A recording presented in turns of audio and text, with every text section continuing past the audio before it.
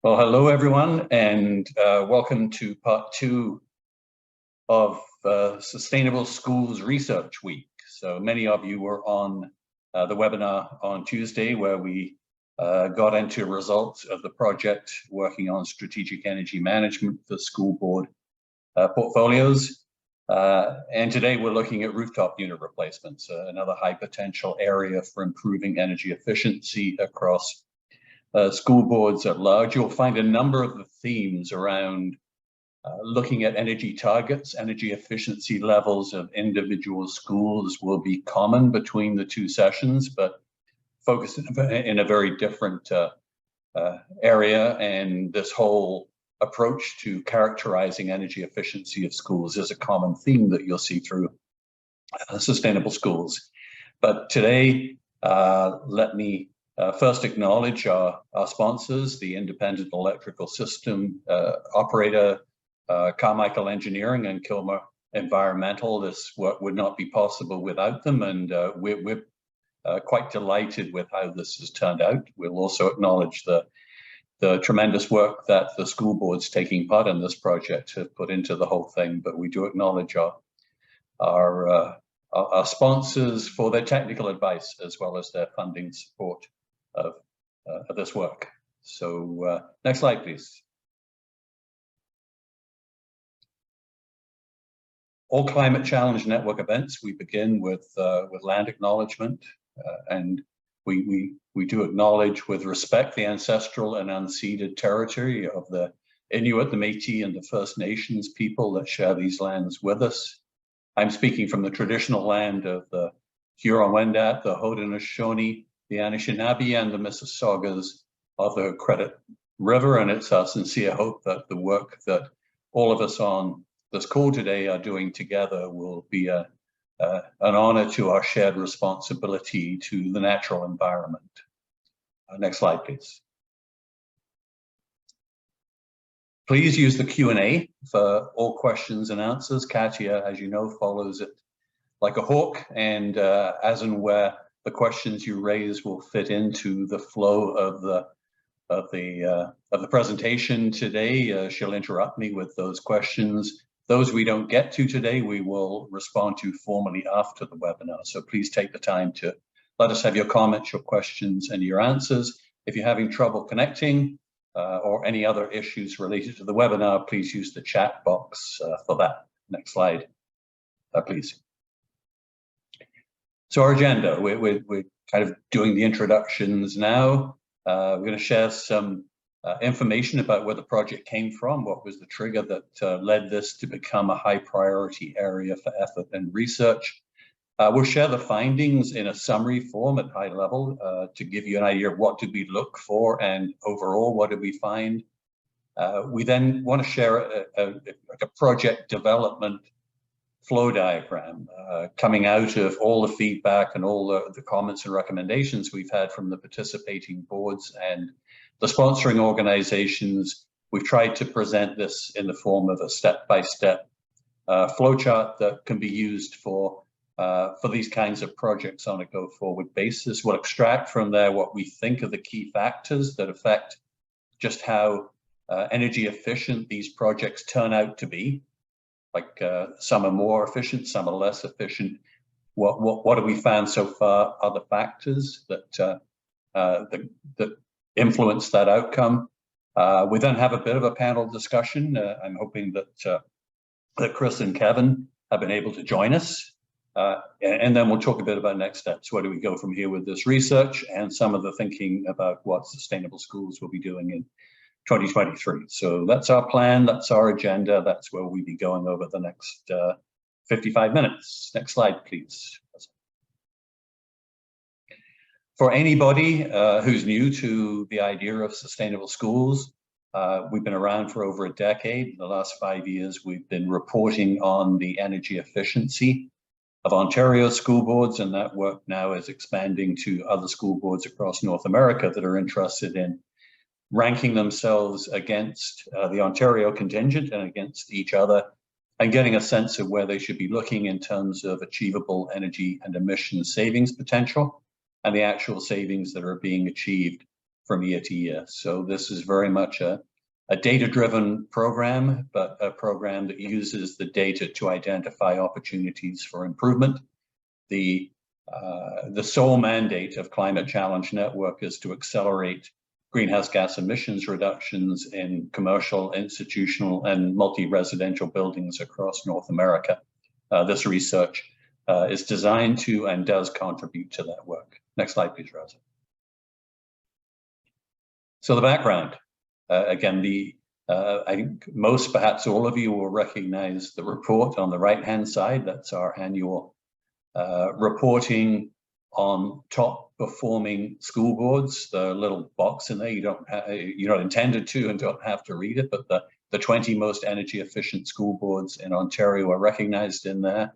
The benchmarking chart shows all of the 72 boards and their ranking, and we inform, while we recognize the top 20, we inform all 72 boards of where they stand and offer them support and guidance on where perhaps they can focus to move up the charts to make energy efficiency and emissions reduction improvements. This particular project came out of such conversations with boards talking about the number of projects they have where they are.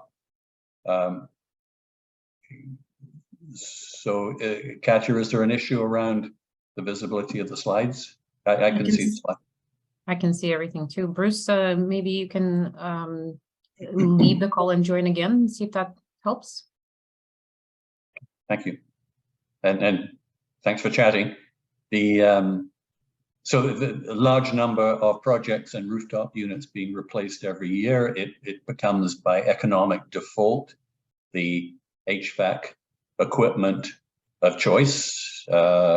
And the intent here is to say just how efficient can it be and what are the factors that contribute to that. And the aim of the research is to get information in the hands of all the school boards that can help guide them towards developing projects in a way that delivers the best energy efficiency outcomes.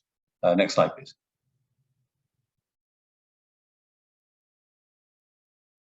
So the goals of this particular project have actually expanded a bit kind of upstream of these kind of redevelopment projects and downstream as well. So it's a bit of a mouthful, but the scope of the work now is looking at planning, design, selection of equipment, programming the building automation system, how that equipment is commissioned, and how performance is measured and verified after completion of the project. So a fairly wide scope, and again, looking for best practices, looking for common factors around what makes the more efficient schools going through these kind of projects, what sets them apart and makes them as good as they are. The aim of all of this work is to build the internal capacity within the boards to achieve better outcomes in terms of energy efficiency and emissions reduction.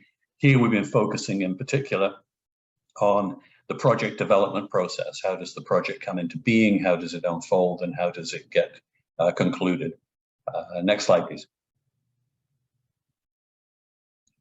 So there are 6 pieces to the project. I'll show you in a moment. We're right at the tail end of the work right now. 5 school boards with 2 schools each have joined the work. We've gone through in-depth analysis and then with the boards individually, and then brought everybody together in a strategic workshop held on November the 30th to conclude the collective results. We're working now on the guidance document, which is a simple, easy to follow report that will go to, that will be issued to all boards across the province and in fact across North America that become connected with sustainable schools to design, to help them, their internal project teams and their design consultants pick up on the best of what we've learned through this work.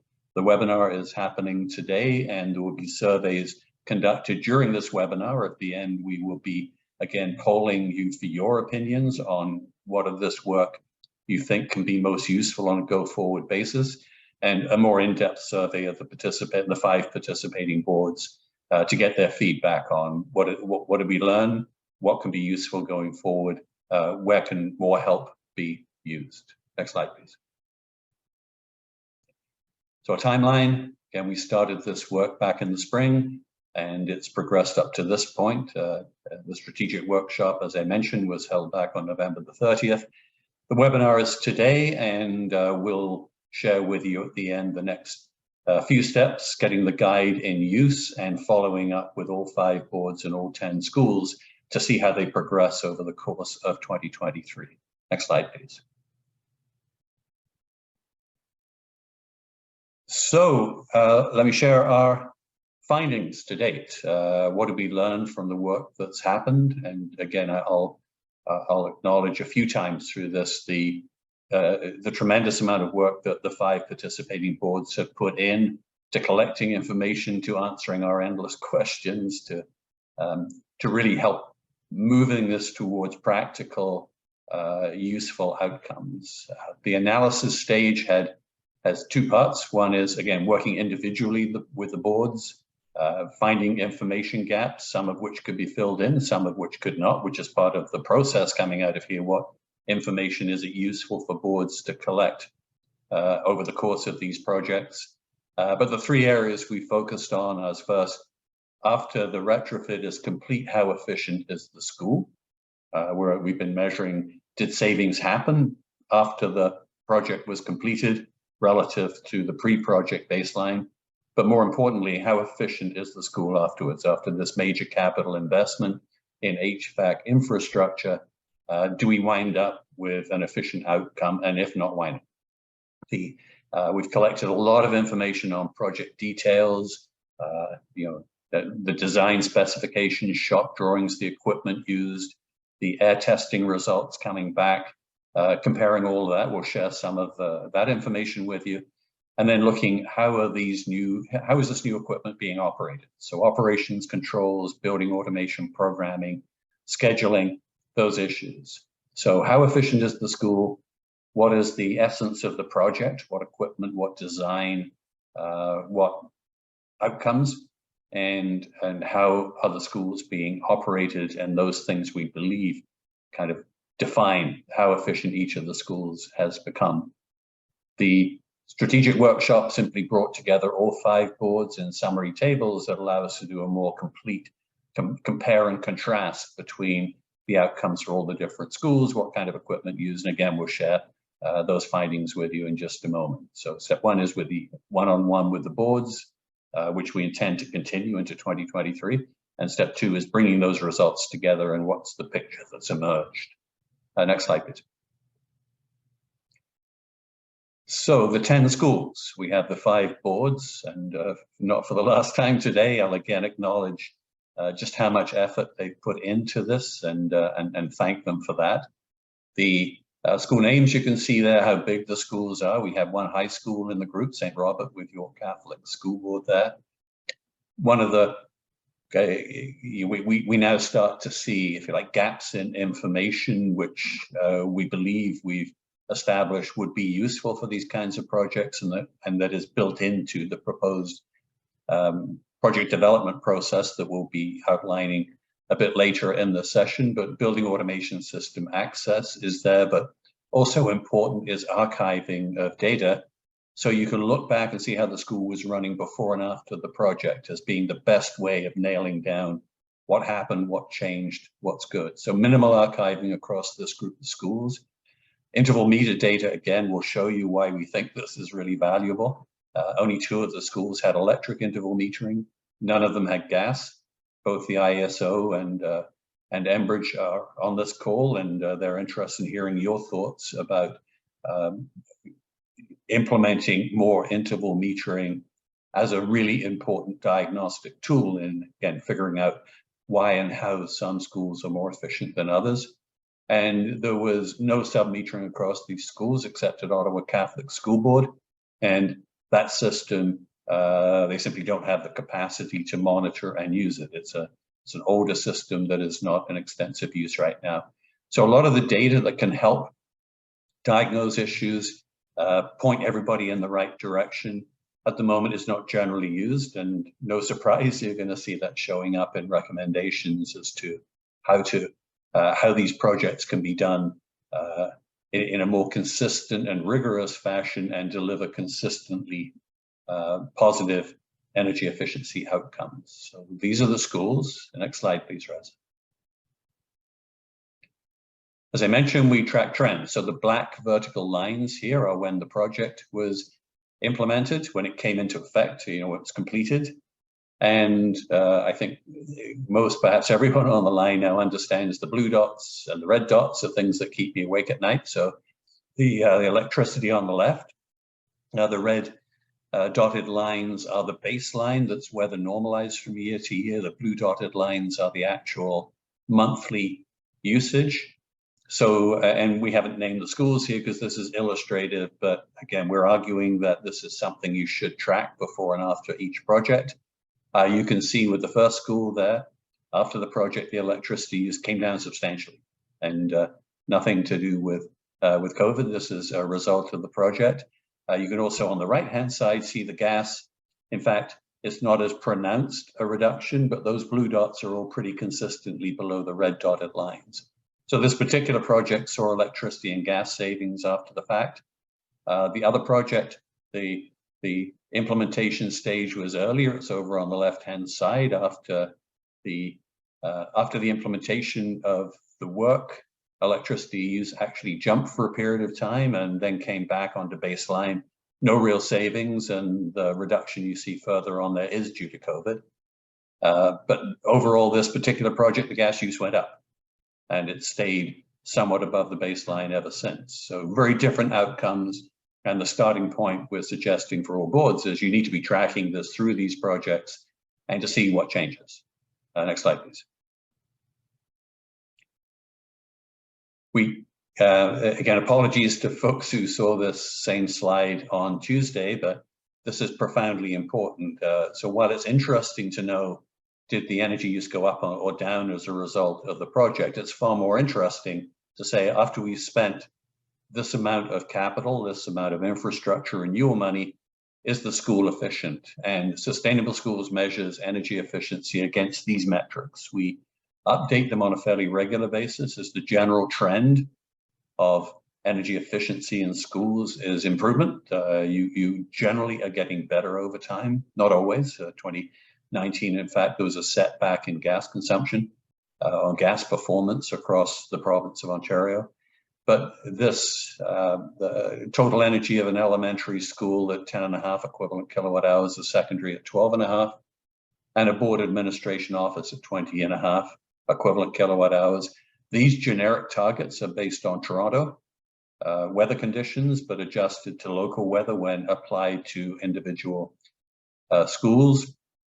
And the further adjustments, you can see those listed below. So the boards are good enough to provide us with information every year for Sustainable Schools reporting to make those corrections. But the proposition here is that there's only so much energy that a school building uses, and there's only so many material variables between schools that need to be adjusted for. And generally, that all schools should be working towards these kind of levels, these kind of standards, these kinds of targets. And this is where we've this is where we've made the connection between, Robert, see your question. These are all coming from top quartile metrics from benchmark analysis that we run and we update each year. So these are all top quartile levels of current operations, and that's how that works out. Obviously, some data centers and information technology are involved in administration buildings. Next slide, please. So this is the one you need to catch your breath, and I'll walk you kind of slowly through this. But the colored columns on the right-hand side here, the energy savings potential, those numbers relate right back to what I just looked at. What I just showed you in terms of targets. So when you look at Land O'Lakes with 69% energy savings potential and it's red, it's a relatively inefficient school, and to get to the target level would reduce its electricity consumption by 69%. Same with natural gas, it's a 46, but natural gas or the fuel there converted to gas equivalent is a 46%. It's using 1.5 times as much gas or thermal energy as it should be. So you can see we got a mixed crop here on electricity. We've colored green all schools that are within 15% of the electricity target after making the appropriate adjustments, and 5 of them are there. And as you saw, some of them saw significant savings, which we attribute primarily to fan power, but also to air conditioning equipment. The other 5 schools in electricity and all but 2 of the schools in thermal energy are relatively inefficient. So after, again, the investment in these projects, still have a lot of room to improve. So is it because of the equipment they installed, the design of the installation, or how they're operating and controlling it is the essence of this ongoing research. This is kind of stage 1 of the research as to what's actually happening out there. So the efficiency really matters. We're looking at the common characteristic of more efficient schools, and the realization from here is we didn't end up with a really efficient school as a reference point coming out of this work to this point. Looking at everything else, the equipment manufacturer, needless to say, our friends at Kilmer, who again have been tremendously helpful through this project, they're tentatively excited about the fact that the 2 good thermal performing schools, Assumption and Innisfil Central, are both AON units with heat recovery, with heat wheels, but the equipment supplier is there. We haven't found definitive correlations yet. We looked at how many units, how much of the school was affected by the changes, and that information has been refined over time. When the project came into effect, if there's heat recovery at all, and if so, what type, how many of them are gas-fired and how many are hydronic. We're always concerned about gas-fired units. Again, we understand the economics, but you've got no wiggle room as carbon prices and gas prices rise in future. We're interested in whether they have perimeter heat or they're relying upon the rooftop units to provide the heat to the school. And we're also interested in those rooftop units. Do they connect into constant volume or variable volume systems? So this is the summary of the high-level data that we've been collecting over the course of the project. And again, we're looking for and still looking for correlations as to what are the best choices, what are the best practices. Next slide, please. We, in most cases, we're able to go into the building automation systems for these schools and look to see how they're operating. So we've got fan speed on the top here, and you can see the spikes in the morning, and we're discussing with the board how to eliminate those spikes at startup time. But the scheduling is pretty consistent, and you can see the fans aren't coming on during unoccupied periods here, so that's good. Below we see CO2 levels as a really good indicator of how much outside air is coming into the schools, and you can see the note on the side. The recommendation is we need to be archiving building automation trends and profiles before and after these projects, so that you can make the comparison, you can see what changed. Next slide, please.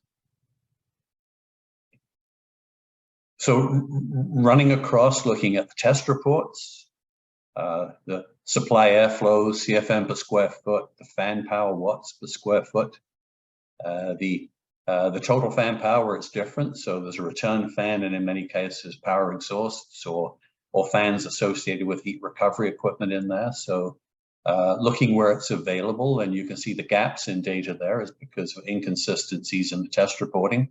Some testing contractors provide these things, some don't. To the degree we were able to access building automation, and we showed you that that was hard to come by, we got some CO2 levels indicating that in these cases that they're looking fairly good. We've got the hours per day of operation.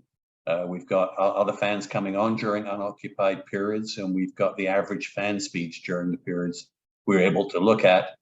And we find at this point, as many contradictions as correlations. So for example, you see the fan speeds are higher at the 2 Simcoe County schools, but you'll also recall they were looking pretty efficient from an electrical standpoint.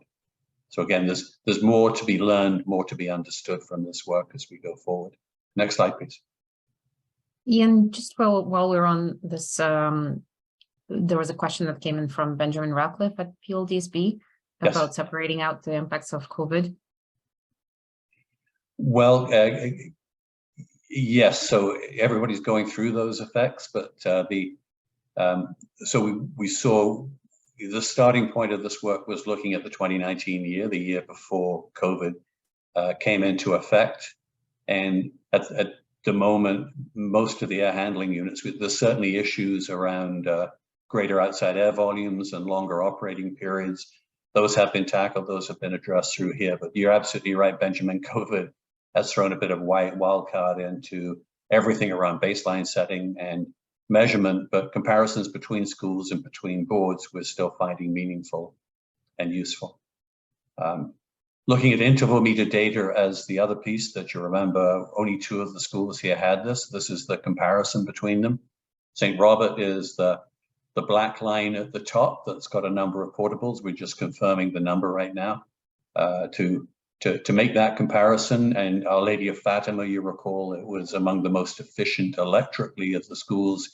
So we like that blue profile. This is coming off the interval meter. It's in watts per square foot. So we divide the kilowatts every hour by the square footage of the school. So you get a direct comparison, but this is really helpful in understanding between seasons in the same school and between schools, the electricity use profile to help understand the relative efficiency and performance of the school. Next slide, please. So, just keeping track of my time here. So we have a proposed project development and implementation process that's emerged from this. We've iterated back and forth with the participating boards and the sponsors, and we put this out there for the consideration of all the boards, and we look forward to your feedback and your comments in the poll that we'll conduct towards the end of the webinar today. But we're suggesting there are 4 stages of here, that each board has relative strengths and weaknesses in each of these stages. And these 4 stages together pretty much define the energy efficiency of the end product.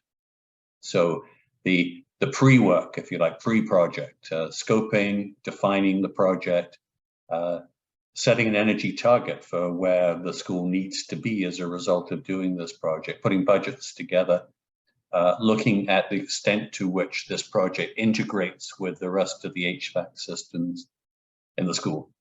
The next stage is bringing the design team. So we had a lot of conversations about design firms, about board standards, the degree to which prescriptive instruction is given, as opposed to relying on the consultants as the experts to be able to come up with the best solutions for individual schools. Then the whole design development process, where integrated design, we're big believers in that you have the right people at the table, you come up with better outcomes. And then finally, the whole commissioning and handover. We're finding significant inconsistencies between the scope of work done for testing and balancing, whether that work is done for the whole school that this new equipment is plugging into, or just for the equipment that's been installed. And if the latter, then how do you verify the overall performance of the school? And then what should boards be doing to verify performance at both the energy use level, the interval metering, the monthly billing, but also through the building automation system on system operations. So we're proposing today for your consideration these 4 steps, and then fleshing out those steps is where the opportunities are for making improvements, and the understanding every board again has strengths and weaknesses in each of these areas. So let's step along to the issues if we could. And I'm happy, Chris, I can see that you're here. Was Kevin able to join us? Yes, Kevin's on the call as well. Wonderful. Thank you both for doing this. It's a double duty. You've been working with us now for a number of months on the data, and now and really looking forward to exploring a bit further some of these issues with you. So looking at I want to first kind of walk through the expanded version of each one of what we think are the key factors. And then I'd like to turn to Kevin and Chris to dig a bit deeper into the ones that they think are the most important. And then we'll be conducting a poll across all of the participants in this webinar to get your votes. And we take all of that back in finalizing the design of the guidance document, and in regrouping with the supporters of this project on where we go from here. So key factors. These are the four that we just looked at a moment ago, plus the big question, and what came up all the time is, this is all really interesting and sounds really important, but where will we find the time? Then I guess the other side of that question has always been, if we can't find the time to do it right, when will we find the time in future to fix it, kind of thing. So that is a constantly circular argument that happens everywhere, but we know everybody's busy. So we really have to focus on the areas with the biggest impact. And again, thank the participating boards for helping us zero on the areas that matter the most. Can we do the next slide, please? So here are the 5 of those. And please, everybody on the call, take your own notes right now, because we're going to be asking you for your vote in just a little while. But the coverage of project scope and definition, again, how well does it integrate with the existing air distribution system and the rest of the HVAC systems in the school? And are there times when the opportunity should be taken, notwithstanding budget constraints and time constraints, to upgrade the system as opposed to just the rooftop unit? The whole question of energy targets, interval metering, sub-metering, having that set up before the project, so it's in place, and you've got a baseline that you can measure against after the fact. That was the area, a big area of conversation. Where do you find low carbon alternatives? Again, ideally, you won't be doing these projects again for another 25, 30 years. That goes right through all of the targets in terms of climate goals. Where do you find the low carbon alternatives? How do you weigh them? That leads into cost. It leads into life cycle cost analysis. Where does that fit? And the whole area of pre-work. What do you need to do in advance around building automation, around metering, around maintenance, setting systems and equipment up so that when you plug in the new rooftop unit, it's supplying like a refurbished distribution system that's ready to go. So you can see there the notes, a lot of very helpful, thoughtful feedback on this. How do these projects come together? We're factoring this in. We'll look forward to Chris's and Kevin's comments in just a moment. And please, again, look through those notes and think, do you agree with some of those? And importantly, how important are they? How big an issue are they, do you think, in achieving better outcomes in future? Next slide, please. You remember the next stage is the design team. So how prescriptive should you be? Do you have board standards? In this case, one board did have standards that they supplied to their consultants, but didn't always have the time to stay on top of them and make sure those standards were followed, and didn't build those standards into the commissioning scope of work to ensure that you actually delivered what was designed in the first place. So where do you find qualified consultants? A lot of conversation about this variation in consultant expertise as we move into some of this low carbon world.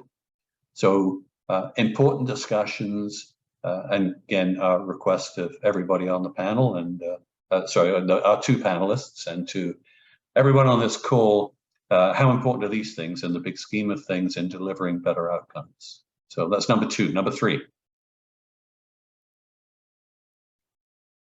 Design development. So as you turn, if you like, your mandate to your consultants as it evolves into the project, who is at the table?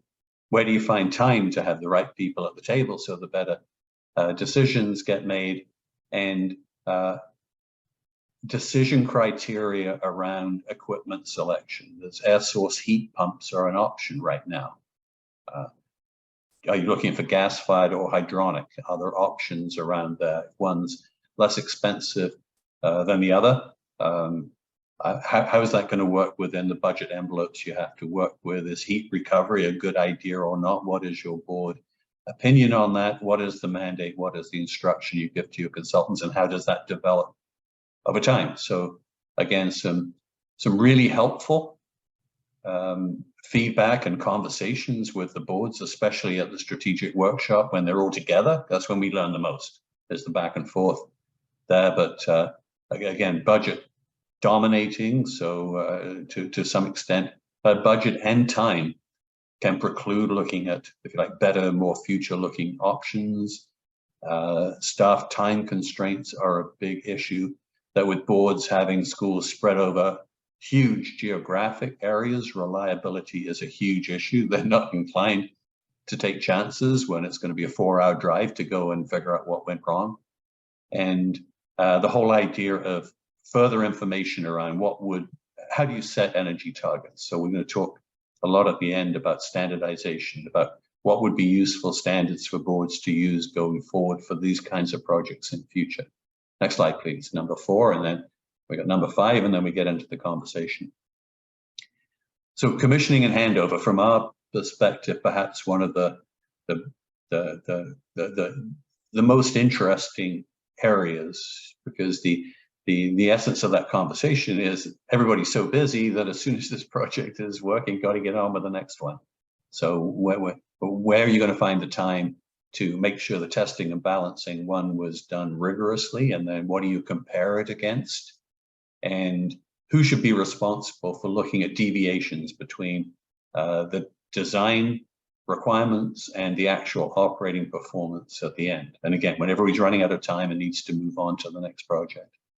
The other big area was performance verification, looking at energy use. Who does that? Who's going to take care of that on a go-forward basis? So looking at the energy side through interval metering and utility bills, and looking at operation and controls through the building automation system. So again, if we don't check it once it's just been built and then the designers have gone and the testing commissioning agents have gone, how are we going to fix it after the fact? So what we heard is there's quite limited commissioning that gets done. It's important to test and balance the whole school, not just the new equipment. And that this whole area of checking for deficiencies in the system, so that you plug that new rooftop unit into a well-working operation. There's no fire dampers down, there's no, all the equipment is working the way it should be. So those key factors 4 and key factors 5. The internal capacity, do you have enough people to do this? And keeping in mind that just about every board in the province has over $1 million a year of savings potential if we're able to do all this consistently across all the schools, not just the ones with new equipment, but all the schools, that they're big numbers. Do we have sufficient resources? How do we make the business case for additional resources? And where do we get access to training so that the resources we have know how to do the things that we're talking about? So I think all the boards talked about internal capacity. One had added capacity to look at these areas and found it quite easy to make the business case because they knew what the savings potential was. The discussion about we don't tap enough into some really thoughtful, knowledgeable tradespeople who are in these schools and buildings every day and have the opportunity to help us. And turnover in staff makes it difficult. So how well are things documented and so on. So that was the feedback we got from that. So it takes us into a conversation with Chris and Kevin, if we could. Can we just pull up the next slide, please, Raza?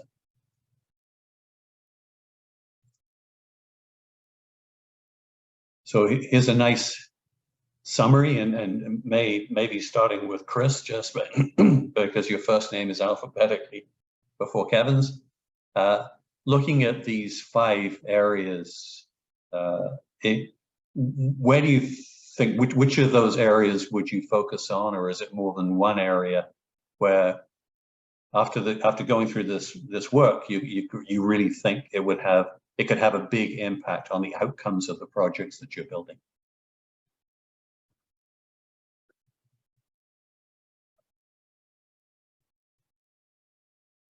Hi, Ian. Well, honestly, I don't know for us, in going through everything and uh, this whole process. I know you've been working with Brent and Mark and Kayla a lot over the last probably number of years, really. In reality, I'm a little bit of a latecomer to the whole process in terms of this this part of the process. But going through everything, I wouldn't say there's one specific. I couldn't pick one of the five that would be a specific piece for us. We've got little bits in every area that I would say has greatest potential for us. Your point a little bit earlier, and one that we made at a previous meeting about the design integration with an existing system. Too often, it's just rooftop units reach the end of its lifespan, and we need to replace that, whether it's because maintenance is having too many issues with it, we're worried about a complete failure, whatever the situation is. We just replace like for like and move on. Often there is some energy savings there just because we're putting a 20-year a newer unit by 20 years on it, but really looking at the existing design and everything. And this is where time and budget do come into a bit of the conversation for sure. Getting our engineers in there early to have a look at everything. We talk a lot about testing and balancing, and perhaps doing a testing and balancing prior to the start of the design of a project to find out how that system is performing to begin with, and perhaps making a few repairs to start with to the overall system before we're designing something new in terms of replacement. I think is a big factor for us, and then the testing and balancing on the backside as well. We do some commissioning. We do require contractors to do testing and balancing, but those reports come in, they are reviewed, but the follow-up on action items often falls by the wayside, and our commissioning over the years has decreased, unfortunately, as to what we're asking our commissioning agents to actually do. So we've already identified that as part of some things that we know we need to address. It becomes a question of how do we address that. The manpower aspect is a big thing for us. Our board, I think, is the one you're speaking about, being able to add some people, but adding some key people in some key areas for sure. But just that piece of it is a tough one as well. That's great. And again, to both you and Kevin, I really appreciate your candor through all of this, that it's been so helpful. Kevin, your thoughts on the priority parts of this overall process, which can have the biggest effect for Ottawa Catholic School Board? Yeah, so Kevin LaMarche with the Ottawa Catholic School Board. So to continue with the 5 items here, I think we do a number of them quite well in-house, from like a design aspect and our overall mentality towards what our vision is in terms of running efficient schools and just cost-effective measures. But in terms of just going through this analysis of our sustainable rooftops and what we've been doing lately, and it's given us a chance to actually go visit the 2 schools that we had implemented, so Comet Glen and Assumption. And just by going through that exercise of looking at those schools retroactively after the project has been completed has given us a good opportunity to find a bunch of holes in terms of our automation system and schedules and performance of the rooftops. So I guess our major takeaway, and what I guess I'm going to try to recommend here, is that we have very limited time doing these commissioning processes and handing over. Once it comes time for September, everybody's trying to get all the construction work done, and likely we're into balancing, our first PD day in September. So it's always a tough turnover when we do significant HVAC renewal projects.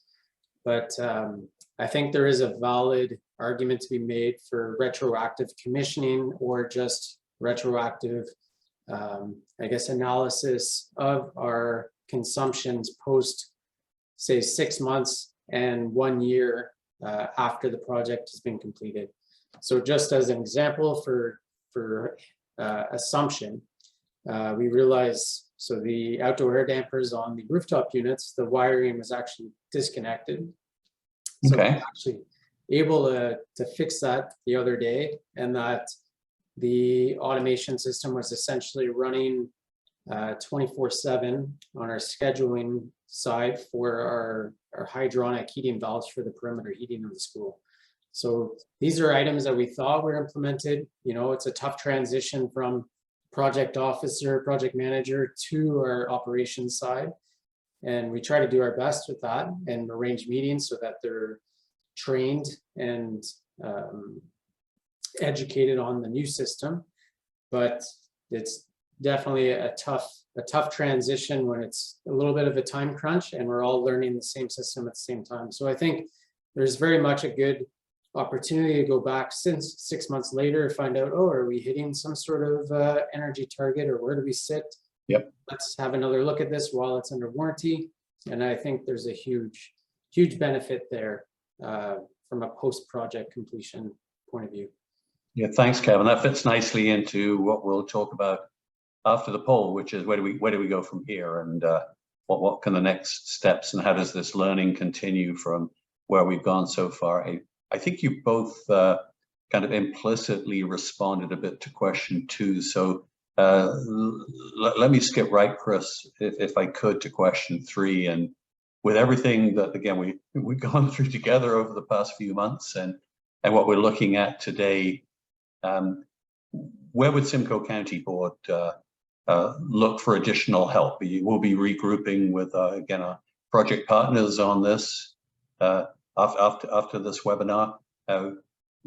Where could you guys use further help that could really help you move the agenda forward?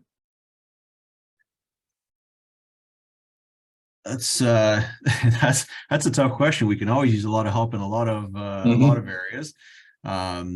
You know, one thing that we rely heavily on our design team, on our consultants, in terms of equipment and best equipment out there. I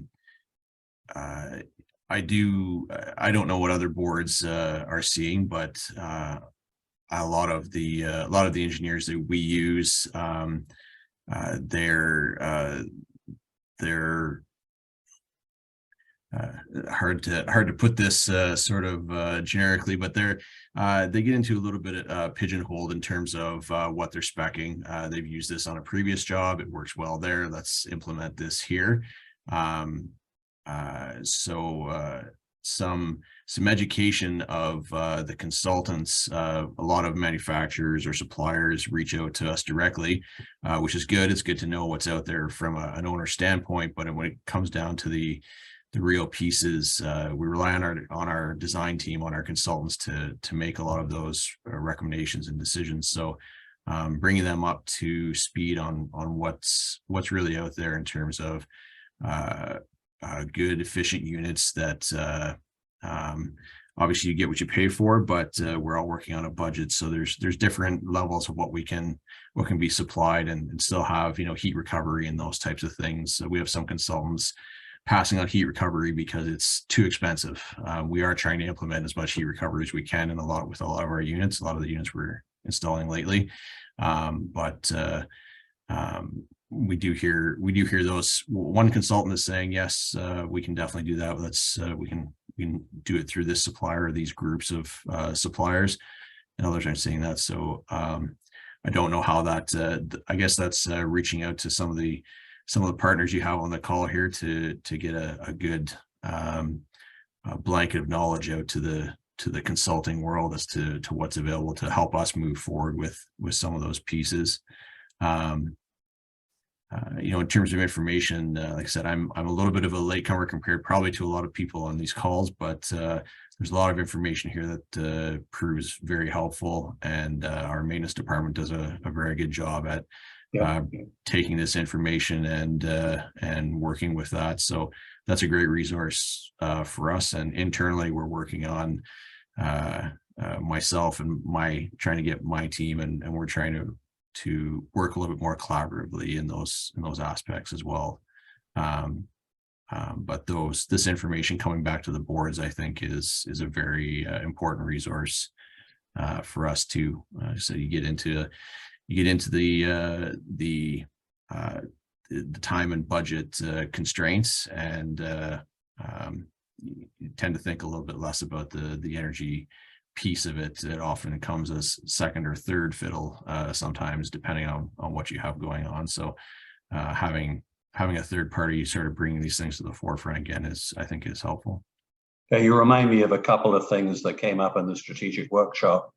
One was around the possibility of facilitated workshop up front, where, as you said, that kind of knowledge can be brought into the mix with everybody at the table. So it kind of sets the stage for integrated design. So we've seen that happen before, and that feels like kind of a nice idea, facilitated team workshop that sets the rules and kind of answers the hard questions. The other one was standards around, what should the watts per CFM, some of those metrics we were looking at, what should the watts per CFM do in terms of fan power, commissioning specification, building automation system programming specification. So all those thoughts in mind, Kevin. Last word to you before we turn to the audience here of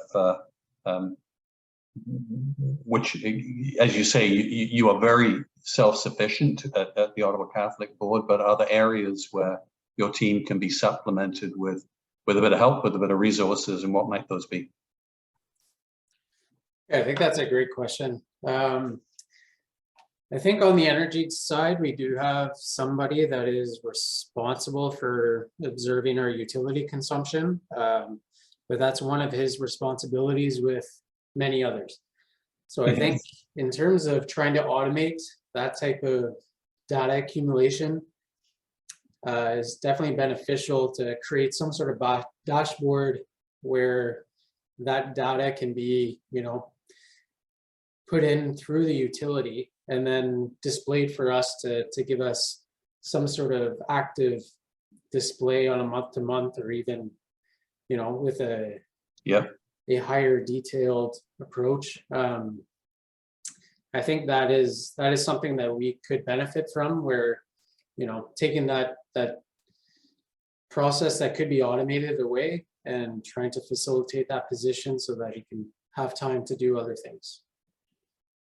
That's again very interesting thought, because a lot of this we've looked at today is very automatable, isn't it? And you guys have more important things that you have to deal with personally without. So the more we can simplify that, the better. That was very helpful, Kevin. Let's switch to the poll. Let's get everybody else's thoughts on this. Again, you've seen lots of. I think our preference. I think actually we can see. So I think let everybody have their comments about where they see the benefit is lying, but the questions are directed explicitly, yes, to school boards, and we're very interested to know again where can they help, so we can look forward as to planning this. But you've seen a lot of suggestions. Can we pull the poll up now? And I always love this. I love seeing this come to life. So if everybody, you can see on the right side, you can scroll down to find all of the questions, but we've got the key question we just discussed with Chris and with Kevin. Second one about the second one about process change, and the third one about where you could use help. So please, if you could wade in, get started, and fill in your responses, and we'll see it come to life before our eyes.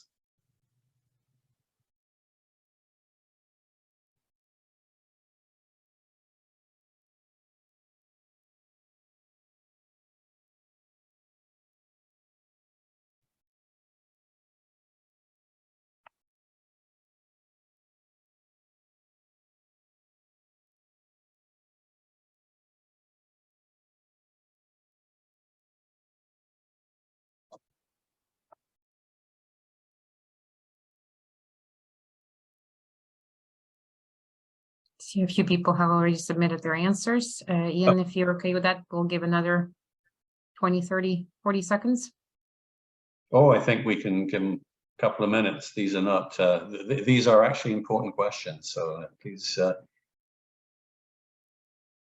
as Einstein said, spend most of the time thinking about it, then the rest of the time answering it. And if anybody thinks of some more things to kind of contribute to these answers, please feel free to send me an email afterwards, and we'll get that included in the summary of Q&A from the webinar.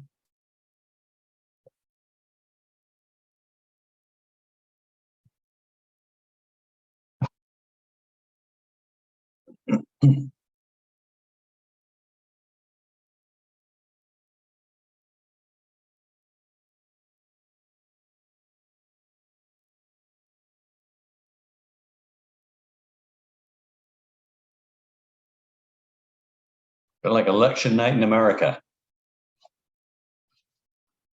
So far in the first question, the leading answer is commissioning and handover in terms of the area with the greatest potential to improve the energy efficiency of projects. And on the second question, yes and potentially are definitely the clear winners. About even for each of those. And a couple of people are not considering changes.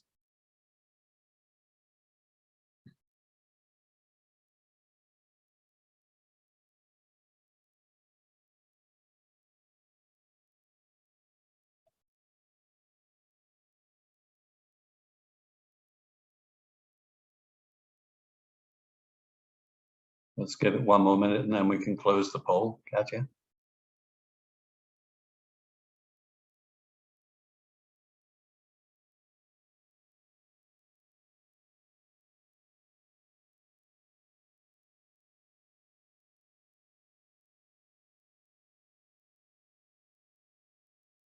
Actually, if you don't mind, I'll just keep that open, and you can switch over to next steps just to give people a chance to answer the long form question if anybody's still typing that up. Let's do exactly that then. So next slide, please, Reza. Thank you, Katya.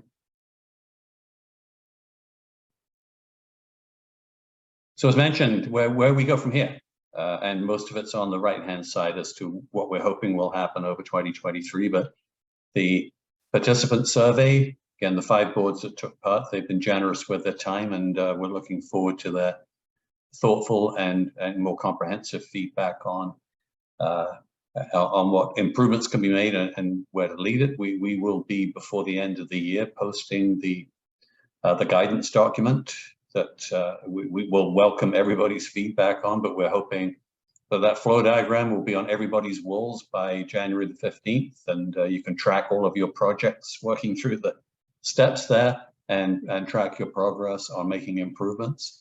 As we move into 2023, we will be staying connected with the boards as Kevin said, they make improvements to these schools. We're very interested to see how efficient can these schools be when they're operating them optimally, if you like. So the operations, the controls, the scheduling, but all those things are set up as best they can be. Just how efficient can these schools be? Then we think we'll see something a bit more definitive about design and equipment variations that can really have a big impact going forward that can be more useful. So the plan is to focus on those 10 schools, implement improvements, and over the course of 2023, let's see just how good they can be. From there, we're hoping that we'll be having another Sustainable Schools Research Week this time next year, and we can present to everybody there, this is where we got to, this is the updated look of this. You'll find that information on our website. Sustainable Schools always keeps up to date as we learn more, so every few months you'll see updates there. But we'll be tracking savings, we'll be tracking improvements, and our happy space would be a year from now, all 10 of these schools are at the top of the benchmark chart. They are all at or better than the target savings that we set for ourselves. So this is the plan going into 2023. Again, please stay engaged, stay involved. And the final slide, I think, Reza. So you all know Katia, please contact us. You know where the website is to, and the news will always be there as the story unfolds, and working with other partners right now on, if you like, the next round of cohort projects with school boards. If you're so inclined, we'll let you know what we have in mind. We look forward to hearing from you if these are projects that you'd want to be involved with. Thanks again to the sponsors of this program and all the industry players who give so much, again, technical advice as well as financial support to making the work happen. Have to shout out again to the IESO. Love the work that you're doing to help advance the agenda. So it's beyond incentives, it's beyond, it's into filling knowledge gaps. And finally, thank you all for taking the time this afternoon. This is important to us. We think it's important work. We know everybody's busy, and have a great day, and please stay tuned. Goodbye.